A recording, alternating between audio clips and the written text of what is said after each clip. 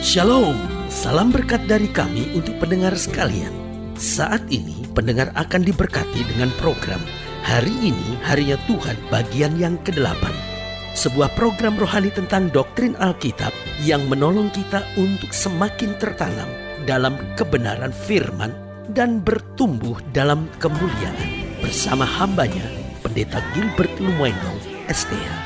Banyak orang merasa doktrin Alkitab sebagai sesuatu yang membingungkan. Tetapi tahukah saudara bahwa doktrin Alkitab intinya adalah memahami Alkitab dengan benar, dengan pemahaman yang sistematis, sehingga kita terus dapat tertanam di dalam kebenaran firman, sehingga kita terus bertumbuh di dalam kemuliaan Allah. Buka hati saudara sekalian untuk menerima berkat-berkat firman-Nya hari ini. Orang percaya memiliki banyak sebutan. Pertama-tama yang berhubungan dengan tanggung jawabnya. Misalnya Tuhan berkata bahwa kita orang percaya ini adalah terang dunia. Lalu juga ditekankan bahwa kita orang percaya ini sebagai garam dunia. Setelah kita ditebus, setelah kita diselamatkan oleh Kristus, maka kita disebut yang pertama sebagai terang dunia, sebagai garam dunia, dan juga sebagai surat Kristus yang terbuka. Lalu yang kedua juga berhubungan dengan status kita. Misalnya kita disebut sebagai mempelai Kristus. Lalu kita juga disebut sebagai bangsa pilihan. Kita juga disebut sebagai umat yang kudus, bahkan sebagai umat kesayangan, umat tebusan Tuhan. Ini yang berhubungan dengan status kita. Jadi ada yang berhubungan dengan tanggung jawab, ada yang berhubungan juga dengan status kita, tetapi juga ada yang berhubungan dengan kasih-Nya yang dahsyat. Alkitab menyebut kita sebagai harta kesayangan Tuhan. Lalu juga Alkitab berkata kita sebagai biji matanya Tuhan.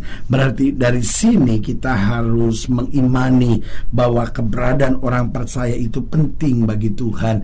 Ada banyak orang yang berkata bahwa ya pendeta, saya kan begini-begini saja, saya kan orang biasa, orang berdosa yang punya banyak kelemahan dan kekurangan. Loh saudara yang kasih dalam Tuhan, tidakkah kita sadar bahwa darah Kristus telah menebus kita? Kita bukan lagi orang berdosa, kita bukan lagi hamba dunia ini, kita bukan lagi hamba kegelapan, tetapi kita telah dipanggil keluar dari dosa, kita telah dipanggil keluar dari kelemahan, kita telah dipanggil keluar dari segala keterbatasan kita untuk masuk dalam kemuliaan yang kekal. Sehingga Kristus dengan tegas berkata, apa yang aku kerjakan dapat juga kamu lakukan, bahkan lebih besar lagi. Karena dalam Alkitab sudah ditegaskan, kalau Roh Kudus turun ke atas kamu, kamu akan menerima kuasa. Berarti di dalam Kristus kita bukan orang-orang biasa,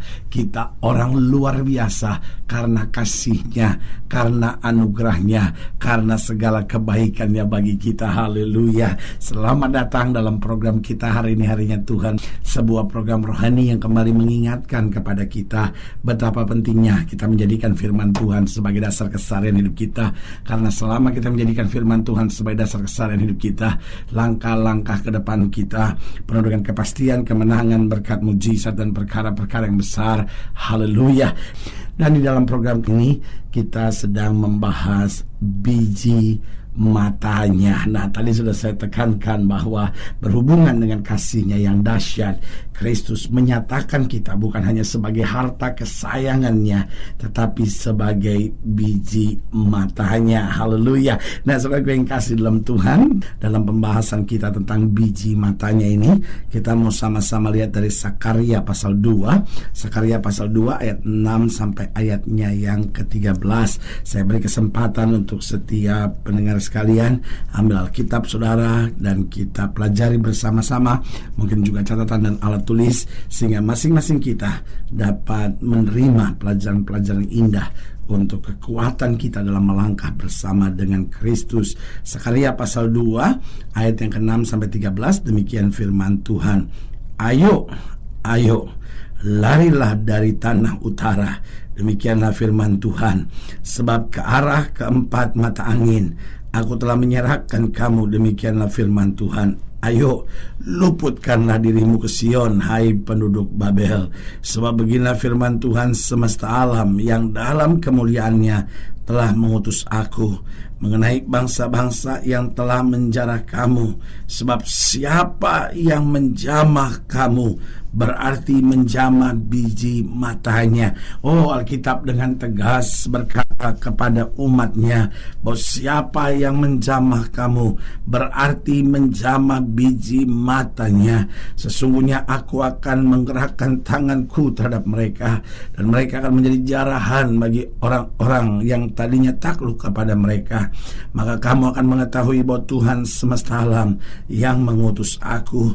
Bersorak-sorailah dan bersukarialah, hai putri Sion, sebab sesungguhnya aku datang dan diam di tengah-tengahmu.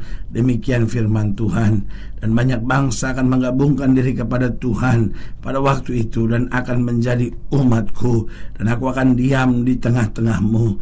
Maka engkau akan mengetahui bahwa Tuhan semesta alam yang mengutus aku kepadamu. Dan Tuhan akan mengambil Yehuda sebagai miliknya di tanah yang kudus, dan ia akan memilih Yerusalem pula. Berdiam dirilah, hai segala makhluk di hadapan Tuhan, sebab ia telah bangkit dari tempat kediaman yang kudus. Alkitab mengajarkan kepada kita ada masa yang tidak menyenangkan bagi orang percaya, melewati tantangan, melewati proses, melewati pendidikan Tuhan. Tetapi barang siapa yang berani menjamah kamu, tatkala kamu aku proses, kata Tuhan, tatkala kamu aku didik, tatkala kamu aku bentuk, maka aku akan menyerahkan mereka ke dalam tangan musuh-musuh mereka, karena engkau adalah biji mataku. Nah, saudaraku yang kasih dalam Tuhan, bukankah ini satu hal yang luar biasa? Kita bukan hanya disebut sebagai harta kesayangan Tuhan, kita bukan hanya disebut sebagai kawan sekerja Tuhan, tapi lebih daripada sekedar sebutan-sebutan itu, kita bahkan disebut sebagai biji matanya Tuhan. Nah, kenapa istilah ini menjadi begitu penting buat kita? Yang pertama, karena kalau kita bicara tentang biji mata, apa artinya? Berarti kita dijaga dari hal-hal yang dapat merusak. Saudaraku yang kekasih dalam Tuhan, siapapun kita, pasti kita menjaga biji mata kita. Saudaraku, orang bisa saja tidak memperhatikan kulitnya. Ada wanita-wanita tertentu yang sangat peduli dengan kulit. Nanti digosok pakai lotion ini, nanti digosok pakai lotion ini, ya kan, ada lagi apalagi ya kan. Tetapi saudaraku yang kasih dalam Tuhan, ada juga orang-orang yang tidak peduli dengan kulitnya. Ada wanita-wanita tertentu yang takut sekali kena matahari, karena dia takut nanti kulitnya rusak, nanti kulitnya bercak-bercak dan segala sesuatu. Tapi ada orang yang tidak peduli sama sekali dengan kulitnya. Dalam hatinya, saya bisa hidup saja sudah anugerah Tuhan, ya kan. Tetapi saudaraku yang kasih dalam Tuhan, kalau bicara tentang mata, ya itu lain ceritanya. Karena kulit ada yang perhatikan, ada yang tidak perhatikan. Ada lagi yang perhatikan kuku. Aduh, kukunya diperhatikan, digosok sana, digosok sini, dibawa ke salon kukunya, diurusin, ya kan. Ada lagi yang perhatikan rambutnya, ya kan. Tapi ada juga yang masa bodoh sama kukunya, pokoknya panjang potong, ya kan. Ada juga yang nggak peduli sama rambutnya, panjang potong, ya kan. Nah, saudaraku yang kasih dalam Tuhan, tapi siapapun orang itu, pasti dia akan menjaga matanya dari hal-hal yang merusak. Kenapa? Karena mata juga disebut sebagai jendela jiwa. Karena kalau sampai mata kita tidak lagi berfungsi, maka seluruh tubuh kita mengalami masalah. Dan saudaraku yang kasih dalam Tuhan, berarti kalau kita disebut sebagai biji matanya Tuhan, Tuhan menjaga kita begitu sempurna dari segala hal yang merusak. Bukan hanya dari segala serangan setan, tetapi juga dari hal-hal dunia yang merusak karakter kita, hal-hal dunia yang bisa merusak pikiran kita, hal-hal dunia yang bisa merusak sifat kita. Berarti saudaraku yang kasih dalam Tuhan, kita dijaga. Makanya Alkitab bilang, barang siapa aku kasih, ya ku hajar dan ku tegur. Kenapa Tuhan harus menghajar dan menegur? Itu bagian dari penjagaan Tuhan buat kita terhadap hal-hal yang merusak. Yang kedua, kalau kita disebut sebagai biji matanya, apa artinya? Berarti kita diberi perhatian khusus agar tetap maksimal. Kalau mata mulai merah, dikasih tetes mata, ya kan. Sebagian kita berkata, mesti banyak makan wortel supaya apa? Supaya mata tetap maksimal. Dan kalau mulai mata kurang bagus sedikit, langsung ditaruh kacamata, ya kan. Kalau terlalu terang dikasih kacamata gelap, ya kan. Kalau mulai kemampuannya sudah plus atau minus, ya kan, lalu mulai pakai kacamata tertentu, ya kan. Tujuannya sederhana, agar tetap maksimal. Nah, begitupun kita, Tuhan mau hidup kita maksimal, supaya hidup kita jadi berkat, hidup kita boleh meneladani Kristus, hidup kita boleh hidup sesuai dengan firman, sehingga apa yang tidak pernah kita pikirkan itu yang Tuhan sediakan. Yang ketiga, kalau kita disebut sebagai biji matanya Tuhan, apa artinya? Berarti kita tidak akan dipaksa bekerja tanpa istirahat yang cukup. Saudaraku yang kasih dalam Tuhan, ada saatnya ketika manusia lelah, matanya dipejamkan. Kenapa? Memberi istirahat. Makanya Tuhan juga memberikan hukum Sabat. Hukum Sabat bukan soal pertanyaan apa nama harinya, tapi hukum Sabat juga apa yang dikerjakan di hari itu. Artinya kita harus beristirahat, karena orang yang istirahat biasanya tenang. Ada banyak suami istri kurang istirahat, sehingga apa yang terjadi? Saling mudah tersinggung, saling marah, saling bentak, saling maki. Kenapa? Kurang istirahat. Ada banyak orang gak bisa bersyukur. Kenapa? Karena tegang dengan hidupnya, kurang istirahat. Tetapi waktu kita belajar beristirahat, menyerahkan semuanya kepada Tuhan, Tuhan yang akan menyempurnakan langkah-langkah kita. Dan yang keempat, sebagai biji matanya, kita akan dihias indah agar senantiasa menampilkan keindahan.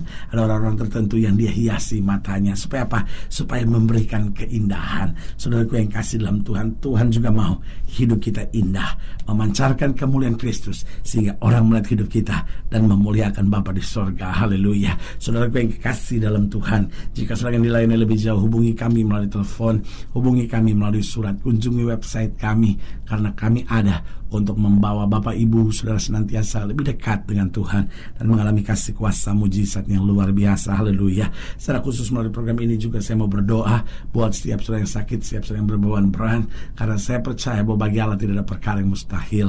Dan saudara-saudara yang didoakan secara khusus, boleh taruh tangan kanan saudara di dada dan kita akan berdoa. Mari kita berdoa. Bapa, dalam nama Yesus, hamba doa buat yang sakit, hamba doa buat yang berbeban berat, hamba doa untuk setiap mereka yang sedang menghadapi masa-masa yang sukar, karena hamba percaya bahwa bagi Allah tidak ada perkara yang mustahil.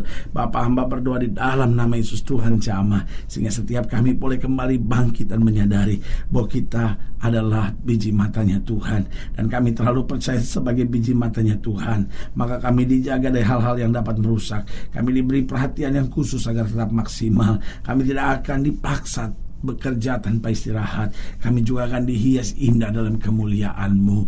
Di dalam nama Yesus kami berdoa. Haleluya. Amin. Saudaraku yang kekasih dalam Tuhan, kita sudah berdoa. Ingat, tidak pernah Allah lalai menepati janjinya. Inilah saatnya buat kita untuk bangkit, bersemangat, bersuka cita dalam menghadapi segala perkara, karena kita tahu Yesus hidup, Yesus berkuasa, dan tidak pernah mengecewakan kita. Haleluya. Doa saya menyertai saudara. Sampai berjumpa pada program berikut, dan jangan lupa jadikan hari ini harinya Tuhan. Haleluya.